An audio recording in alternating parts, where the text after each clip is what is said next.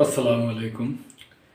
প্রিয় দর্শক, আপনারা জানেন যে বাংলাদেশ জাতীয়তাবাদী দল বিএনপির যে প্রয়াত চেয়ারপারসন ছিল বেগম খালেদা জিয়া, তো উনি চলে যাওয়ার পরে, উনি মারা যাওয়ার পরে ওনার জন্য অনেক জায়গায় দোয়া দরুদ হয়েছে। তো এরকম সিরাজ দিগানো ওনার জন্য আর কি দোয়া মাহফিল করা হয়েছে। সিরাজ দিগানে বেগম খালেদা জিয়ার মাগফেরাত কামনায় দোয়া মাহফিল। বিএনপি চেয়ারপারসন, সাবেক প্রধানমন্ত্রী এবং আপসীর নেত্রী বেগম খালেদা জিয়ার বিদেহী আত্মার মাগফেরাত কামনায় দোয়া ও মাহফিল অনুষ্ঠিত হয়েছে।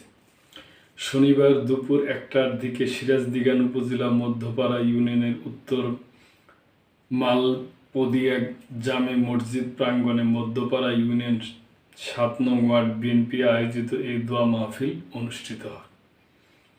দোয়া ও মাহফিলে পূর্বে দেশনেত্রী বেগম খালেদা জিয়ার কর্মময় জীবন ও তার শাসন আমল নিয়ে স্মৃতিচারণের উদ্দেশ্যে একটি আলোচনা সভা অনুষ্ঠিত হয়।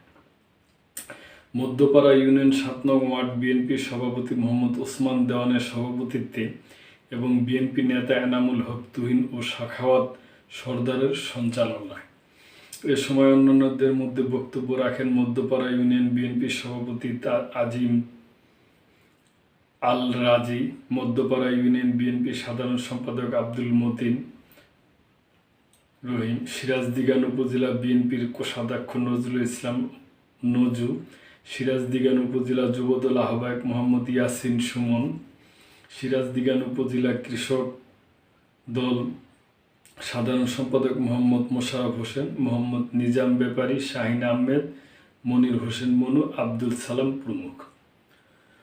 তো প্রিয় দর্শক, এটা আমরা করি যে বেগম খালেদা জিয়া উনি সাবেক প্রধানমন্ত্রী, উনি আপসীন ছিলেন এবং উনি দেশকে ভালোবাসতেন, এটা ঠিকই।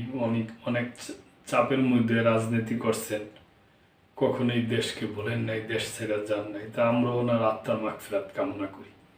তো প্রিয় দর্শক, এ ব্যাপারে আপনাদের যদি কোনো মন্তব্য থাকে অবশ্যই করবেন এবং মেম্বারশিপ নিয়ে চ্যানেলটির পাশেই থাকবেন। আল্লাহ হাফেজ।